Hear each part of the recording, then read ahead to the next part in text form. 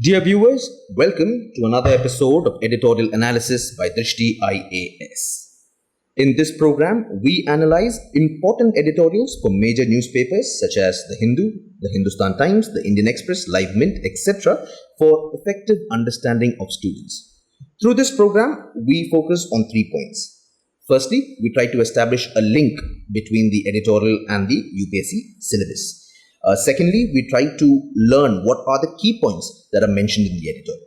And lastly, and most importantly, we try to focus on the key concepts that are mentioned in the editorial. Hope you like this new initiative of Drishti IAS. Please feel free to give us your valuable suggestions so that we can strive to improve. Thank you, and let us begin today's session of editorial analysis. Dear viewer, this video is available in Hindi as well. If you wish to watch it, please visit our Hindi YouTube channel, Drishti IAS. For your convenience, the link for this video in Hindi has been provided in the description below.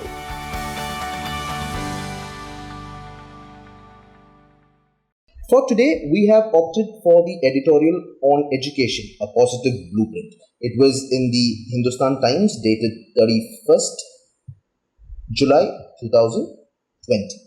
The editorial, as is obvious, talks about the national education policy that was unveiled by the government, wherein it says that it promises reforms, but however, the challenge can be an implementation. Before we commence, let us try to link the editorial with our UPSC syllabus. From prelims perspectives, yes, we can connect it to social sector initiatives. However, more importance lies from the mains perspective, where we can connect it to GS paper 2, focusing on governance, and to further narrow it down, we can connect it to issues relating to development and management of social sector or services relating to education. Now, time for a little background check. So, as obvious, the whole editorial talks about the new national education policy that was revealed a few days ago. Just to give you a little more historical perspective, the first national education policy was unveiled in 1968. This was followed by the next national education policy in 1986, which was further revised in 1992, and now finally the National Education Policy 2020. Now, let us focus on the key points of the editorial. The editorial talks about how the National Education Policy 2020 is ambitious and forward-looking. The aim of the policy is to make the education system holistic, flexible, multidisciplinary, and aligned to the needs of the 21st century and the 2030 Sustainable Development Goals. Dear viewers, before we go further, a point of advice, try to jot down certain notes, as we focus. Now, for example, we're talking about the 2030 Sustainable Development Goals. Just to give you an awareness, this is a program passed by the United Nations General Assembly, where 193 countries will try to achieve 17 goals by 2030. Now, with reference to our national education policy, of course, we can connect it to SDG 4, where it talks about quality education. Now, coming back to our national education policy. So, as per the editorial, we are trying to create an education system that is holistic, flexible, multidisciplinary, aligned to the needs of the 21st century, and as mentioned earlier, to the 2030 Sustainable Development Goals. Of the editorial is that, so as per the policy, public investment in education will be increased to 6% of GDP from the current 4.3%. The national education policy focuses on two angles. One is school education and the other is higher education. Now, for school education, the policy aims to address the issue of high enrollment but low learning levels through measures such as universal access to school education from preschool to secondary, focusing on early childhood care, education, foundational literacy and numeracy, reintegrating dropouts, technically reducing the number of dropouts, then restructuring curriculum and pedagogy, reforming assessments and exams, investing in teacher training and their appraisal. Very importantly, for the national education policy, there was an emphasis on making mother tongue, or the local language or the regional language as the medium of instruction, at least till grade 5. Now, this this policy would definitely kind of end the whole Hindi versus English debate, and instead it will focus on learning through mother tongue, which is considered the best medium of teaching. Now, in the higher education segment, what does the policy aim to do? Improve the gross enrollment ratio from 26.3% to 50% by 2035, break disciplinary barriers, that is, no more arts versus science, establish academic credit bank. This will be discussed further as we go ahead. Allow Indian institutions to build campuses abroad and also pave the way for foreign universities to come to India. However, there are also concerns that needs to be addressed. Now, with reference to medium of language, as we mentioned earlier, the idea of teaching through mother tongue, local language or regional language up till grade 5. However, the concerns exist whether this would be at the cost of English language education.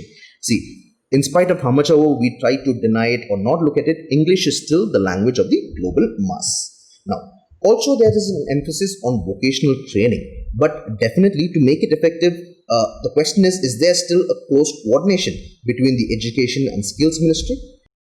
Another concern is increasing the gross enrollment ratio drastically. See, the idea is to increase it from 26.3% to 50%. As of today, this is 26.3%, and within 15 years, that is by 2035, we want to increase it to 50%. So you need to realize that this is almost an addition of 3.5 crore seats. Now the concern is, will this in any way dilute the quality because we are focusing so much on quantity? Another concern is the creation of several regulatory bodies, of course, which is a good idea. But the most important factor is that these regulatory bodies should be staffed with people who have the vision to implement the policy mandate. In simple terms, it says we should not use it for political cronyism or having people that we like as members or chairpersons of the regulatory bodies. Now, lastly, of course, increasing public investment in education is the absolute need of the hour. But the concern is, from 4.3%, we have said we will increase it to 6%. However, the policy does not talk about the time frame or by when do we plan to achieve this investment. Also, we need to be also very clear that we need to have realistic budgeting, also flexibility in the tweaking of priorities when required, strong leadership and a singular focus on outcomes. So, let us take a break and try to summarize what we have learned so far from the key points of the editorial. So, talking about the National Education Policy 2020, of course, it is ambitious and very forward-looking, holistic, flexible and multidisciplinary for the 21st century and also for achieving our SDG 4. Now, another key point is the GDP of education will be increased to 6% from the current 4.3%. The two angles, that is school education and higher education, where we will focus on universal access to education, childcare, foundation literacy, investing in teacher training, and another important policy is that learning through mother tongue or the local language up till grade 5. Now, from higher education perspective, the aim is to improve GER or the gross enrollment ratio to 50% by 2035, establishment of academic credit banks, etc. However, there are concerns. To begin with, the medium of instruction. We are focusing and pushing for learning through mother tongue and local language. But the question still remains, what about English? Then the drastic increase of GER. The concern is, will quality suffer because we are focusing more on quantity? Now, the need of the hour is strong resolve to implement such a visionary new National Education Policy 2020. To conclude, of course, the National Education Policy is a great start. However, the need of the hour is that center and states coordinate and implement with full dedication to achieve the objectives of the National Education Policy. So, dear viewers, in the comments below, let us know what do you think about the National Education Policy. Now, we move to the core segment, that is the key concepts of the editorial, which is obvious about the National Education Policy. But before we begin, let us look at the constitutional provisions that are related to education. As you are aware, Part 4 of Indian Constitution, wherein Article 45 and Article 39F of Directive Principles of State Policy has a provision for state-funded as well as equitable and accessible education. The 42nd Amendment to the Constitution in 1976 moved education from the state to the concurrent list. The idea behind that is that the educational policies by the central government would provide a more broad direction and state governments are expected to follow it. However, is it mandatory? Absolutely not. For example, Tamil Nadu does not follow the three-language formula as prescribed by the National Education Policy of 1986. The 86th Amendment in 2002 made education an enforceable right under Article 21A. Also in 2009, the Right to Education Act was passed, where it aims to provide primary education to all children aged 6 to 14 years and enforces education as a fundamental right. It also mandates that 25% reservation for disadvantaged sections of the society.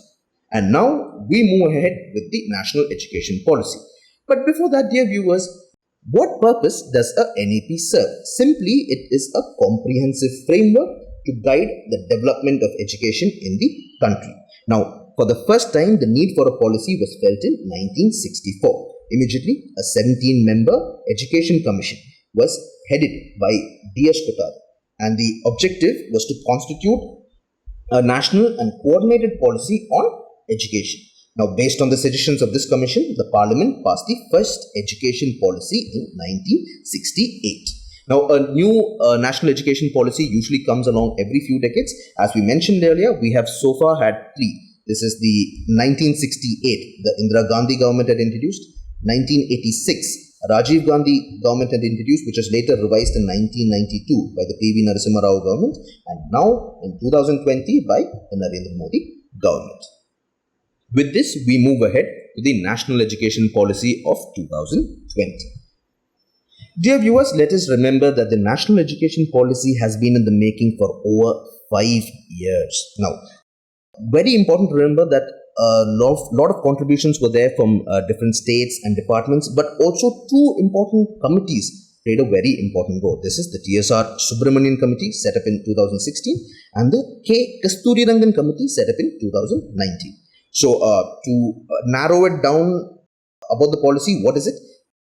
Simply, it talks about ramping up public investment in education from the current 4.3, 4.4% to 6%. However, no time frame has been given. And core idea is that through a host of changes, transform the education for almost 300 million students in the country. And how are they planning to do it?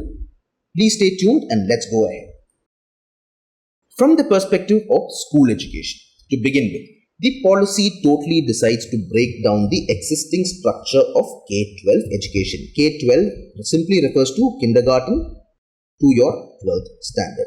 So, what does it mean? That is, there is no more 10 plus 2. That is, 10 years of primary and secondary education followed by 2 years of higher secondary education. So, the policy does not want this system to be followed anymore. So, what are we going to do? Schools in India will now follow the 5 plus 3 plus 3 plus 4 structure. Now, 5 plus 3 plus 3 plus 4 structure. Are we saying that we're going to spend 15 years in school? Well, this has already been existing. Now, you would have noticed that in cities, a lot of the children are admitted to play schools or even simply referred to as preschools. Okay, so what is the idea of this structure? It simply is bringing these play schools or preschools into the ambit of formal education and thereby dividing the whole school structure now based on the 5 plus 3 plus 3 plus 4 structure. Now, let us try to elaborate a little further. Beginning with the ages 3 to 8 or the foundation, which is part of the 5, the first one that we're talking about. For the first 5 years, children will enter the foundational stage. Now, why is this very important? Because at this stage is when children undergo the maximum brain development.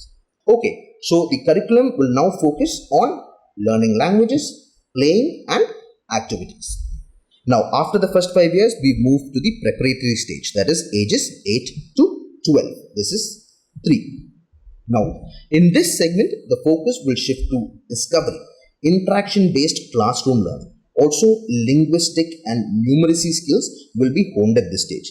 As you remember, we have spoken about the contentious point, the medium of instruction, whether it will be the mother tongue or local language or English. However, the government has made it very clear that wherever possible, only this policy needs to be implemented and it is not necessary. Now moving ahead, we go to the middle stage, that is ages 11 to 14, wherein the pedagogy will evolve to more experiential learning in sciences, mathematics, arts, social science, and humanities.